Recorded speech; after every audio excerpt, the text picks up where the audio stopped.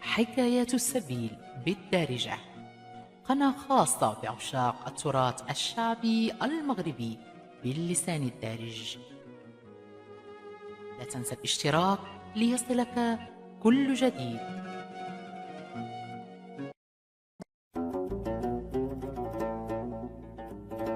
سلام الله على الأحباب، وسلامي مع الطرب الورد والياسمين لكل الغزالات والغزالين. نتمنى تكونوا إن شاء الله كلكم بخير وصحة وسلامة، ومرحبا بكم بحكاية جديدة من التراث الشعبي المغربي باللسان الدارج مع وفاء العمري. ونقول بسم الله.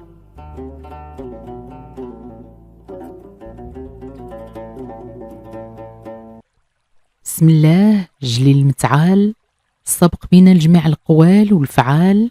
بسمون جات سفون من الشيق والهوال، وبسمو دركوا الناس العقال المقام العالي، وبنور سمو بقات جميع النوار تلالي ايام وليالي. سبحانه كرمنا بيه وقاية من الضلال، له الحمد والشكر ما طالت الايام والليالي.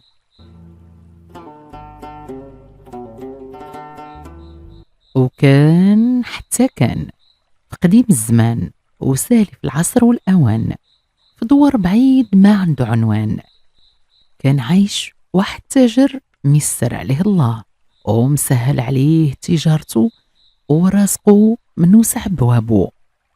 سي بن عيسى كان تاجر شاطر ورزين وعنده خبرات تمتد لسنين، وكان ديما يقول اللي آمن بالدنيا راه هبيل، وخاص الإنسان ديما يدير بحساب دواير الزمان.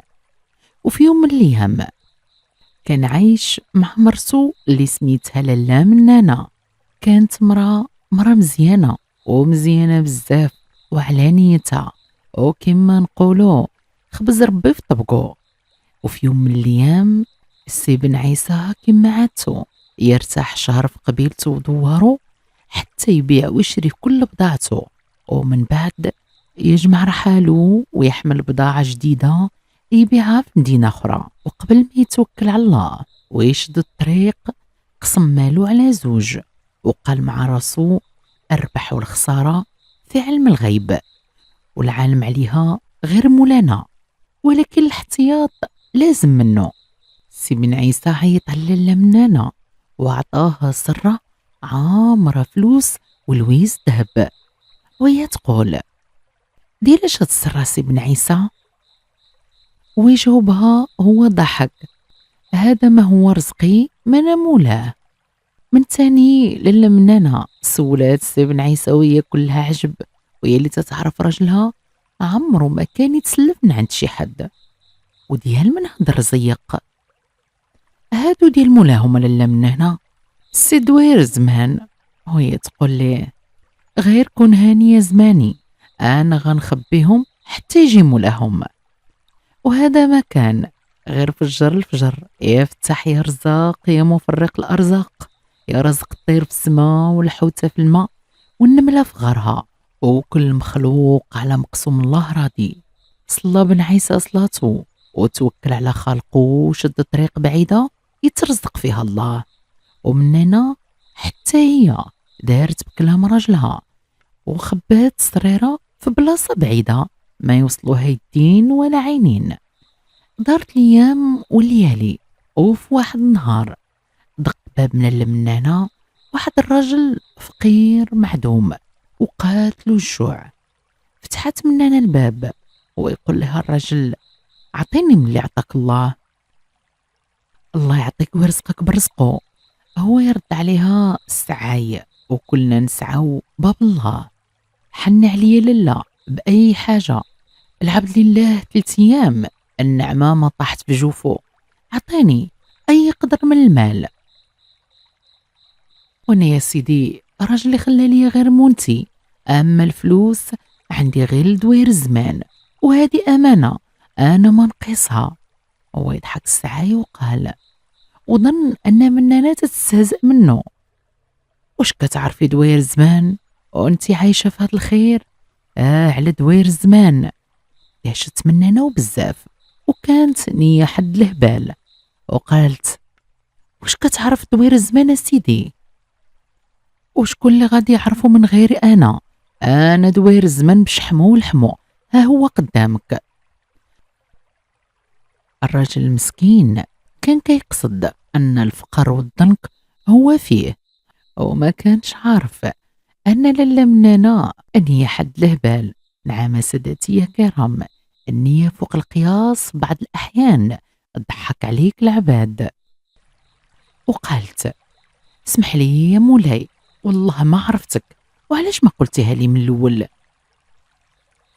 ايوا وقف غير شويه وصبر، انا غنجيب لك امانتك اللي خلاها لي راجلي قبل ما يسافر. شويه وهي تخرج من هنا، هز السره اللي عامره فلوس واللويز اللي عطاها ليها راجلها تخبيها لدوير الزمان. الراجل وقف مسمر في مكانه، بقى غير حل فمو، ما قد ينطق، والدهشه والعجب صايبينو. ما صدق وقال مع راسو: غير كنحلم. والسرة كانت عامرة مزيان وثقيلة، غير شدها من عند لالا من هنا، وبخطوات سريعة وخفيفة مشى قاصد خيمتو، هو يقول بصوت عالي: هذا رزقي وطاح عليا من السما، وهذا شيطان غرر به.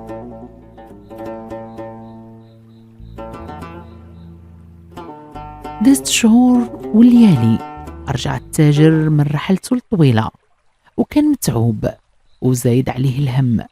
سولته منان على حاله وحال تجارته وعلى الهم اللي صابو.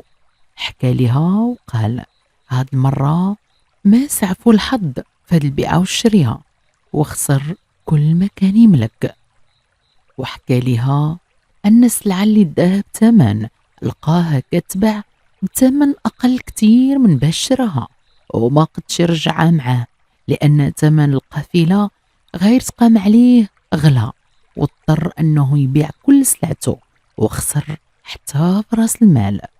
وهي تقول له منانا وهي تتواسيه: والحمد لله اللي رجعتي لنا سالم غانم، هذا هو منايا ورجايا في الدنيا. الحمد لله مراتي العزيزة على كل شيء، وهذه هي التجارة، واللي بغى الحلال الربح والخسارة بجوج كاينين، والحمد لله أني خليت نص راس مالي مخزون عندك. إنما لا رجلي العزيز، مال دوير الزمان. مال دوير الزمان، واش ما فخبركش يا رجلي العزيز؟ راه جا دوير الزمان وعطيتو امانتو. راجل منانا دم جمد في عروقو ووجهو صفار اكثر من اللي كان، وبقى يصرخ منانا وقول: اين راجل، وشكون هو هاد دوير الزمان؟ عاودي شنو جرى؟ جلست منانا على نيتها تتعاود لراجلها كل حكاية وما جرى فيها، وهو يقول لها راجلها: أنا كنت عارفك نية حد الهبال، وتنقول معليش نيتها صافية وربي يرزقني برزقها، ولكن هاد الحماق ما عرفتو عليك، وضيعتي ليا بحماقك كل رزقي وشقايا سنين طويلة، ورجعتيني من تاجر كان من العيان لراجل معدوم. غدا نديك لدار بوك ونشكيك لعائلتك. كانت منانا من قبيلة بعيدة غير قبيلة راجلها، وما كيعرف على هاد القبيلة والو، غير أنها في اليوم من الأيام كانت في طريق تجارته، وشاف منانا وعجباتو وطلبها من أهلها وجابها معاه لقبيلته.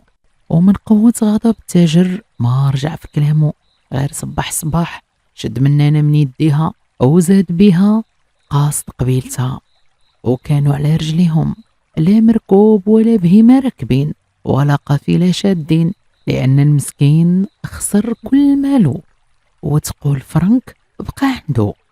كانت الطريق لقبيلتها طريق بعيدة، وبقاو غاديين 7 أيام وليالي على رجليهم، ومن بعد مشقة طويلة وطريق صعيبة موتهم سالات وصابهم العطش والجوع. تكرفس التاجر تكرفيصة لعمرو تكرفسها في حياته، وعمر كله تراب، والحمد لله ما طالش بهم الجوع والعطش، لأنهم كانوا على مشارف القبيلة. وقبل ما يدخلوا القبيلة كانت واحد العين وسط الشجر والربيع. فرح التاجر بالمكان، باش يرتاح ويغسل حوايجو وما يدخلش على أهل مراتو في هاد الهيئة اللي غير معهودة عليه. وهذا ما كان. يا سادتي الكرام، ما نكملش ليكم الحكاية، هذا محال. التاجر غير وصل العوينة حيد حوايجو وصبنهم في الماء وعلقهم على شجرة ينشفوا، ومن بعدها أضربها واحد العومة مزيانة يحيد بها العيا ديال الطريق في وسط الضايا اللي كانت قبالت العوينة. من هنا حتى هي من عياها جلست تحت واحد الكرمة وكلات من خيرها، ومن قوة عياها نعسات. شوية التاجر سمع شي صوت نساء قرابين، طلع عليهم بانوا ليه قاصدين العوينة.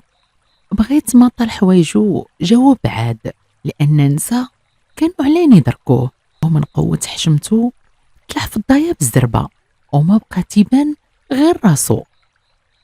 وبالفعل كانت نساء في ديك الساعة قد نضيت الماء، وهي تنطق واحدة فيهم وقالت: اشنو هاد العجب اللي هنا؟ وهي تقول الثانية: بسم الله الرحمن الرحيم. وكانت الثالثة شجيعة عليهم شوية، وهي تقول: واش انت انسي ولا جني؟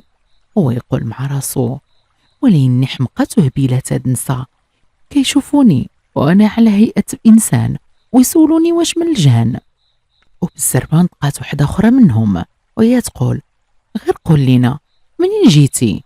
وهي خدهم على قد بالهم وقال: انا جيت من الاخرى.